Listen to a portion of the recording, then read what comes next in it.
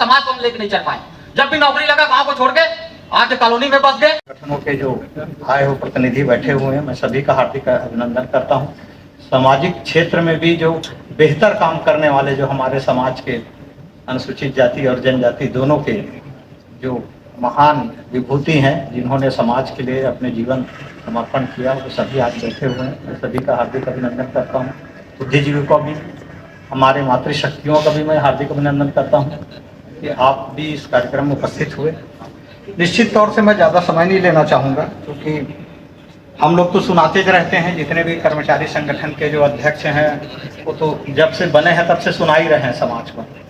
आज हमारी बारी जो है समाज को सुनने की, इसलिए हमारे समाज प्रमुखों के बीच और हमारे कर्मचारी यूनियन के बीच में जो एक सेतु का जो हम काम करने जा रहे हैं, क्योंकि बहुत सारे विषय ऐसे होते हैं जो समाज तक नहीं पहुंच पाते हैं, और समाज को जो हमारे विरोधी वर्ग है ये बरकरार दिया जाता है कि आरक्षण का मुद्दा तो कर्मचारियों का है, आपको इसमें पढ़ने की क्या जरूरत है।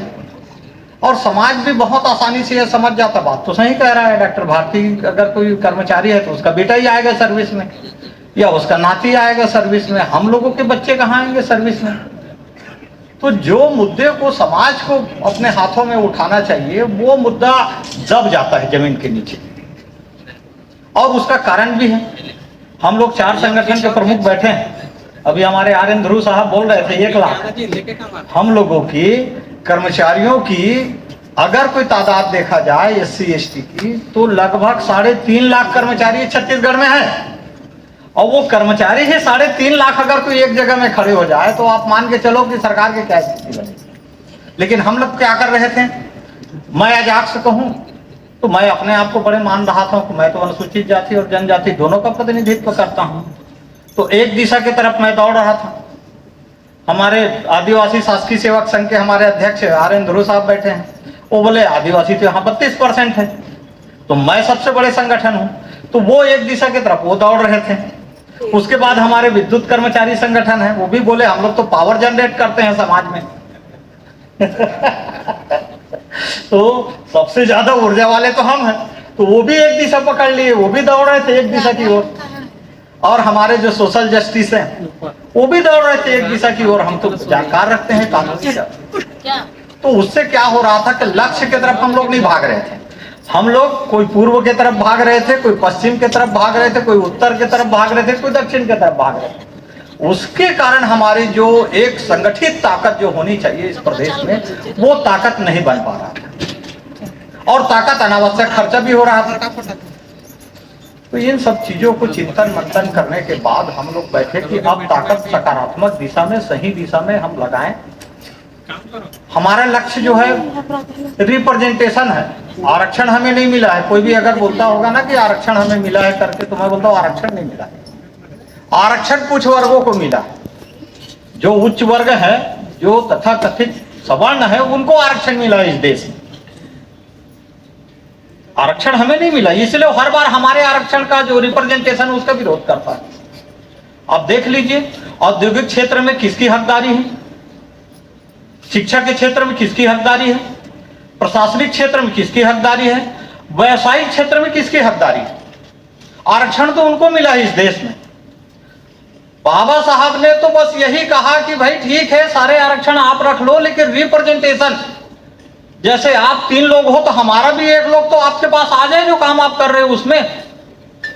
इसलिए बाबा साहब ने संविधान में रिप्रेजेंटेशन, आप पढ़ोगे कहीं पर देखोगे तो वो आरक्षण की हिमायती नहीं थे, प्रतिनिधित्व की हिमायती थी कि इस देश के नागरिक होने के नाते हर व्यक्ति को हर विषय पे जानकारी रखने का अधिकार है, काम करने का अधिकार है, चाहे वो राजनीति में हो, चाहे सामाजिक सेवा में, चाहे प्रशासनिक में हो, चाहे आर्थिक क्षेत्र में हो, सभी क्षेत्र में, चाहे शिक्षा के क्षेत्र में। क्या हमें प्रतिनिधित्व मिला? आज जितने भी चांसलर है इस देश में, मैं थोड़ा सा विषय सट रहा हूं, 2 मिनट में विषय बोलूंगा। जितने भी चांसलर है शिक्षा के क्षेत्र में, कोई भी अनुसूचित जाति और जनजाति के नहीं। यहीं पर आप देख लीजिए छत्तीसगढ़ के जितने भी कुलपति हैं, कितने कुलपति अनुसूचित जाति या जनजाति के। हमारा राज्य, हमारा प्रांत, यहाँ के हम सेवक, यहाँ के हम मजदूर, यहाँ के हम मालिक, लेकिन शिक्षा में भी हमारी कोई भागीदारी नहीं। आरक्षण की बात कर रहा हूं। उसी प्रकार से इंडस्ट्रीज देख लीजिए, अगर 1950 से हमें आरक्षण मिला और सचमुच संविधान के आर्टिकल 46 के तहत अगर हमारा विकास होता, समुचित विकास होता, चाहे आर्थिक क्षेत्र में, सामाजिक क्षेत्र में, शैक्षणिक क्षेत्र में, तो आज हम यहां पर नहीं बैठे रहते। हम लोग रोजगार देने वाले वर्ग बन जा रहे हैं। हम देते रोजगार, आरक्षण नहीं मांगते। यहां पर आके शासन से हाथ जोड़ के कि सर साहब हमें दे दीजिए आरक्षण, इसके बगैर हमें तो मौका ही नहीं मिला, अवसर ही नहीं दिया। यहाँ इतने लोग बैठे हैं हमारे समाज क्षेत्र के, इधर भी बैठे हैं। कौन है इंडस्ट्रीज का मालिक? हाथ उठा के बता दो कि मेरे पास एक इंडस्ट्रीज है सकते हैं। आर्थिक समानता की बात तो किया था ना संविधान ने आर्टिकल 46 में। क्या आर्थिक समानता के रूप में क्या इस देश के संसाधन के बंटवारा सही अर्थों पे हमारे इस देश के नागरिकों के बीच में हुआ? जाति को छोड़ दीजिए, नागरिकों की बात कर रहा हूं मैं। नहीं हुआ। जिन वर्गों को दबाना था आज तक दबाते रहा है, और हम लोग हाथ जोड़ के मात्र आरक्षण मांगते रहे कि चपरासी बना दो, वो सफाई कर्मचारी बना दो, वो और ज्यादा नहीं तो बाबू बना दो। यही हमारा ध्येय रहा है। हमें रिप्रेजेंटेशन चाहिए, प्रतिनिधित्व चाहिए। इसलिए आज ये जो समन्वय हुआ है, दो चीजें इस बिंदु को अलग करता है। एक जो है पदोन्नति वाला मामला, मैं मानता हूं कि ये कर्मचारियों का मामला है। चलो पदोन्नति होगा, कर्मचारी आगे बढ़ेंगे, लेकिन भर्ती तो सामाजिक मामला है ना। विशेष भर्ती अभियान तो आपका मामला है ना। बैकलॉग भर्ती तो आपका मामला है ना। आपके बच्चे आएंगे ना, समाज के बच्चे आएंगे। तो जब हम दोनों मिलकर लड़ेंगे, दूसरा चीज, जब हम पदोन्नत हो जाएंगे तो हमारा जो जगह है वो खाली हो जाएगा। वो जगह जब खाली हो जाएगा तो रिक्रूटमेंट पैदा होगा, भर्ती पैदा होगा, खाली जगह पैदा होगा, तो आपके बच्चे आएंगे। लेकिन समाज में यही फैला दिया गया है वो मर कि नहीं, कर्मचारी के ही बच्चे आएंगे, बाकी और कोई बच्चे नहीं आएंगे। इसलिए समाज के साथ हमें नहीं मिलता। आज समाज की साथ की जरूरत है। हमारी जरूरत आपको है, आपकी जरूरत हमको है, और ये दोनों की जरूरत अगर कोई एक साथ, अगर कोई हम एक दिशा में काम करेंगे, निश्चित तौर से आप देख लेना हर क्षेत्र में इस वर्गों की विकास होगा। आज विकास नहीं होने का कारण है कि हम लोग अलग अलग हैं। कर्मचारी का मुद्दा हल करें, समाज का मुद्दा हल करें। अब शासन के पास दोनों जाते हैं तो दोनों को बराबर लाठी बरसाता है, बोले दोनों को बंटवारा मिलेगा करके। आपको क्या बंटवारा चाहिए? नौकरी का बंटवारा। तो चलो ठीक है, 4 डंडा खा के चलो अपने घर जाओ। हमारे सामाजिक क्षेत्र कहते हैं भाई हमारे समाज में विकास नहीं हो रहा है, ये हमारा जो जरूरत नहीं पूरा हो रहा है, तो आ जाइए भैया हमारे पास है आपके। उसको भी 4 डंडा मार के घर भेज देते हैं। हमारी लड़ाई सरकार के साथ है, और लड़ाई किसके साथ करवा देती है सरकार? पुलिस के साथ। और पुलिस को बोल देता है वो आंदोलन करने जा रहे, ठीक से लाइन ऑर्डर मेंटेन करना और सबको बढ़िया प्रसाद दे के भेजना, किसी को कमी मत रह जाए। ये सरकार, ये ऐसा काम सरकार हमारे साथ करती है। और वही सरकार जब उनको बनाना होता है, अपनी सरकार जब बनाना होता है, तो वो हम लोगों के बीच में जाते बोले एक बार मौका दे दे, बराबर ठोकाई कर दो। और हम भी लोग दे देते हैं मौका कि बराबर ठोकाई नहीं हुआ तो इस समय मैं तो मौका देंगे तो अच्छा बराबर ठोकाई होगा। ये समाज की अवधारणा है। इसलिए मार खाना छोड़िए, क्योंकि जैसे हम सड़क में जाते हैं रगड़ के मार खाते हैं, इसमें कोई दो मत नहीं। और 10 तो समझ के जो नहीं लगना चाहिए वो भी धाराएं लग जाती हैं। बहुसंख्यक 45% के हकदार हों। अजाक्स ने एक मांग किया था कि अनुसूचित जाति में 10 जातियों को और शामिल किया था। उस 10 जातियों की जनसंख्या जो अपने अपने जाति बता रहे, 5 जो महारा समाज का था, सुसारथी समाज का, वो भी अपने 2% बताती है। हमने सरकार से मांग किया था कि अनुसूचित जाति की जनसंख्या इस प्रदेश में 17% होगी, क्योंकि वो पहले पिछड़े वर्ग में आते थे। उसको सरकार ने मान लिया, उसको बोला कि ये मांग नीतिगत है। तो अब 17% अगर कोई अनुसूचित जाति और 32% अनुसूचित जनजाति और दोनों मिला दिए तो 49%, आधा हिस्सा तो हमारा इस राज्य का ना, और मालिक हम बना देते हैं 2% वाले। इसलिए आरक्षण हमारा मुद्दा नहीं है, मुद्दा है समान बंटवारा। सबको बराबर बंटवारा मिलना चाहिए। देश के सिटीजन के नायक, सिटीजन के होने के तारतम्य में इसीलिए आज हमें इसकी जरूरत पड़ी, आपकी जरूरत पड़ी। आप सरकार बनाते भी हो और सरकार बिगाड़ते भी, और हम भी लोग सरकार के पीछे पीछे घूमते भी हैं और सरकार का सम्मान भी बढ़ाते हैं। तो अब ये सारी चीजें होना चाहिए, सबके हक बराबर मिलना चाहिए।